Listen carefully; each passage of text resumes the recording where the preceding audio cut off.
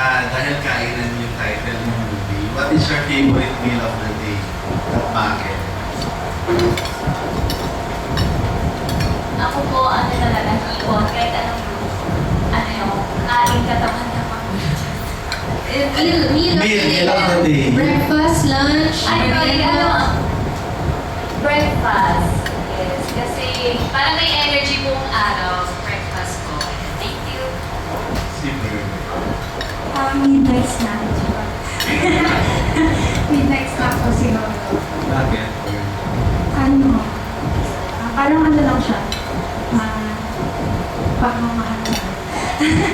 Hindi, ano kasi, maliit ako matulog. So, madalas, nag-snack talaga ako ng balik na. Nakala mo ba nung nakakataba yun? Pagkasabi niyo. Ayaw ako tumaba. Is it directed? Ako siguro dinner. Kasi once a day na rin ako makain sa ngayon. So, mas preferred ko yung dinner. Early dinner, para siyempre may akong mga pwedeng gawin at pwedeng yun, dinner. Thank you, Direk. Yung second question ko, dun sa dalawang cast natin.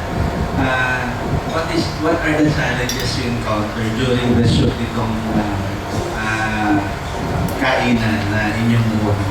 Sa dinami-dami ng mga actor na ginawa nyo, movie na ginawa nyo sa BMX, ano yung pinagkailan nyo? At ano yung mga challenges na i-encounter nyo? Ako muna. Alam niyo yung pa. Ano, yung binigay sa akin kung yung expression na kanina. I was expecting that it was so easy for me. Kasi nga, mag-host ka naman eh, magsasalita ka lang, ganyan. Pero alam mo, mas pipili ko pa umiyak. Umarte. Kasi, ang hirap na lang. Ang hirap pa lang mag-host.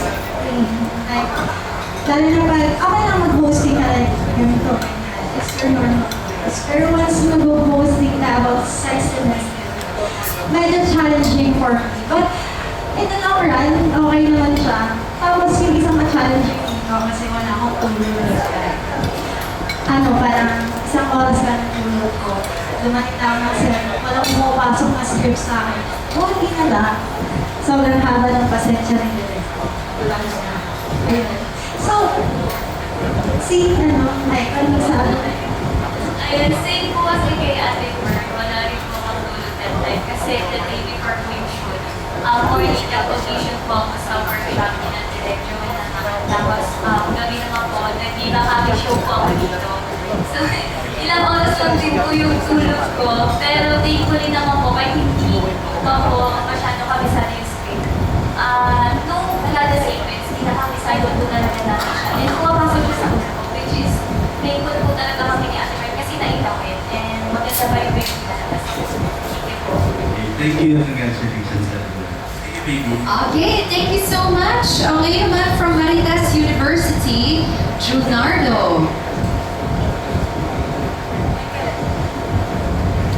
Kay Derek, anong forum, anong concept nito special? Bakit? I'm sure hindi ito ordinary BMX. Anong pagkakaiba nito sa ibang BMX? Okay, thank you. Magandang hapon sa lahat. Ang kainan na BMX special siya, hindi lang siya yung pag-introduce or pagbibigay ng highlight ng mga films ng mga alam mo yung term na kainan kasi interesting siya kasi na metaphor talaga kasi yung gutom natin sa food tsaka sa sex dito natin.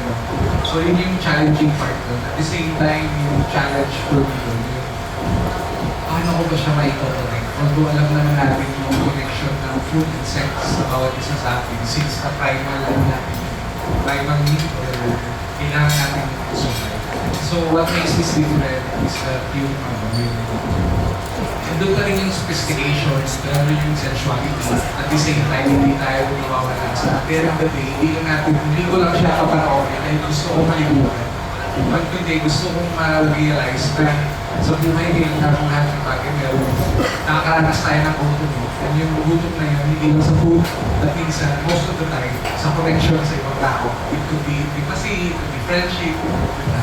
So yun yung una kong inaaral, hindi ba ako siya. ginawa para hindi lang siya magmukhang okay, talulan na lang ng food and sex. At the end of the day, dapat nararamdaman ko bilang manonood na importante pa rin, systemize na rin siya pangangailangan. Yung need or gutom or intimacy connection. Walang leaning ng dito. Wala siya. Special siya na tinubyo. Tali, ibigay namin yung mga highlights sa bawat. May pinipicture kami yung mga films and highlights doon. At the same time, yun yung challenge sa Thursday kasi hindi lang siya hosting na introduce ka lang ng spills. But you have to do something mas sensual. Yung presentation ng Yes. Parang ano lang din. Parang pag-food style lang din. Present ng pagkain. Yes. Yun yung kakaiba sa special. Mas training siya. Paling nahirapan. Kasi yung direct. Correct. Mas mahirap siya i-direct kasi hindi lang yung skills eh. Ang skills natin shoot na lang sa pag-realize ko lang go na. Ito hindi eh. Hindi ka po. Yes, baka may mga palapalabo pa. May mga MA. MA pa, diba? Hindi, naman si Bert, sinabi ni Phoebe na pagpapalik mo ito, hindi na talaga na makagaling, nawala ka ba? Hindi pa ako pinapag. Oo, patagal na tayo na ngayon nakatawa na nakita, in fairness wala na bago sa'yo Makulit talo. Pakulit na. Oo. Matagal ka ba na wala, Bert? Isang taon. Oo, ano, ginawa mo? Nagtahin ka. Napagod din. So, ginawa na. I mean, may mga personal problems. Okay. But, sa work naman wala naman. Okay. Nagbabalikan si Jen Rosa, si Angelica, tapos si Robert, sino babalik dito? Diyon. Hindi ko mamalanin kasi para mas maganda daw tanong ni John. Oo. Kasi pag matagal na nawawala, nagdududa, nabuntis, nanganak, naluwag, alam mo na ako sa showbiz, hindi nakarugtong, nawawala. Isang taon ka, di ba? Di siyempre, 9 months yun. Actually, pinapadali yung ano ko sa bahay. Hindi, ano lang talaga. Kung ano lang talaga, problema sa sarili. Personal problem. Personal problem. Ngayon, okay ka na. Okay pa sa online. Buti naman, that's good. Ano yung kinain nyo dito? Naibigan ako sa kainan. Ano ba nagkainan ba kayo dito? Literally, figuratively? Naganda kayo na pagkain. O, kain na kayo. Ang dami po pagkain. Ano na pagkain? Lalo na po yung whipped cream. Yung po yung abangan yung whipped cream sa katawan. Ay, grabe naman. Yun.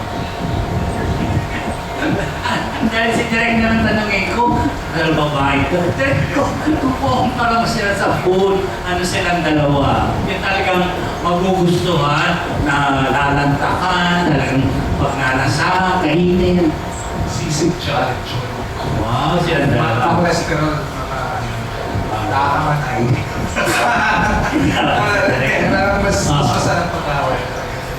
Yun yung mga pagkain na yun. Pero yun yung mga pagkain na masarap pa rin kainin. Tempting.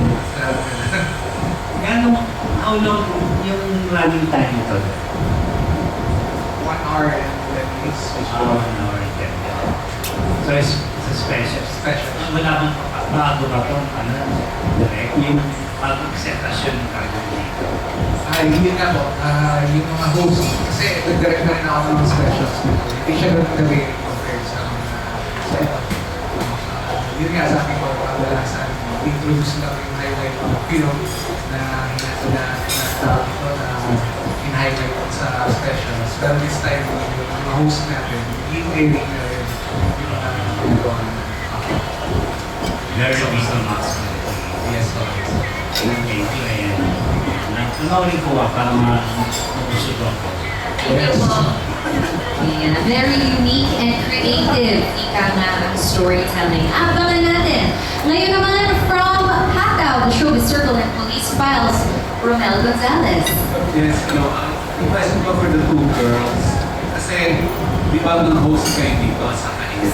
Ikaw muna, Ashley. Sino ang iniidol mong host? Siguro po, lagi ko kasi nagpapanan sa Miss Story. Yung chismis na yan, kung paano niya talaga dandamin yung mga sinasabi ng kasama niya. Pero, here po kasi, parang more on kulitat po yung host niya sa akin. Kaya, ano po kasi, nagtrabaho po ako sa company namin. So, medyo po, alam ko kung paano po mag-hosting. Kasi kapag Christmas party ko ng mga bata, ako po yung nag-hosting. Kaya parang ganun din po yung dating dito.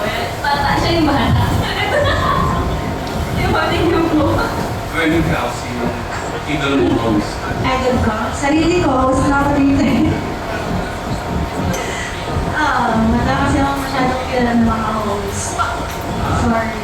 Okay. Next question pa sa inyong dalawa na since kayo nandito tungkol literally and figuratively tungkol sa pagkain.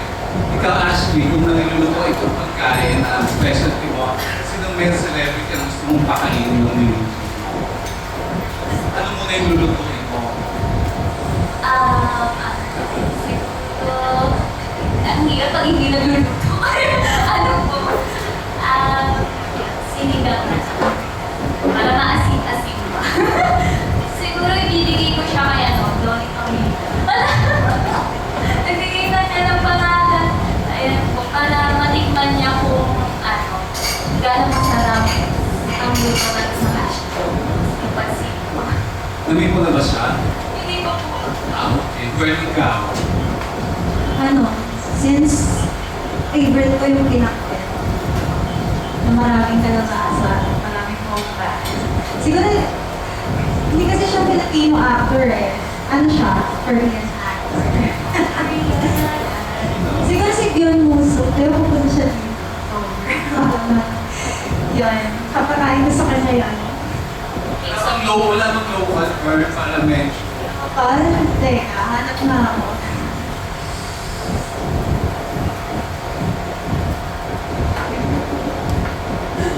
Sige, tingin mo na. Sorry, Miss Maria.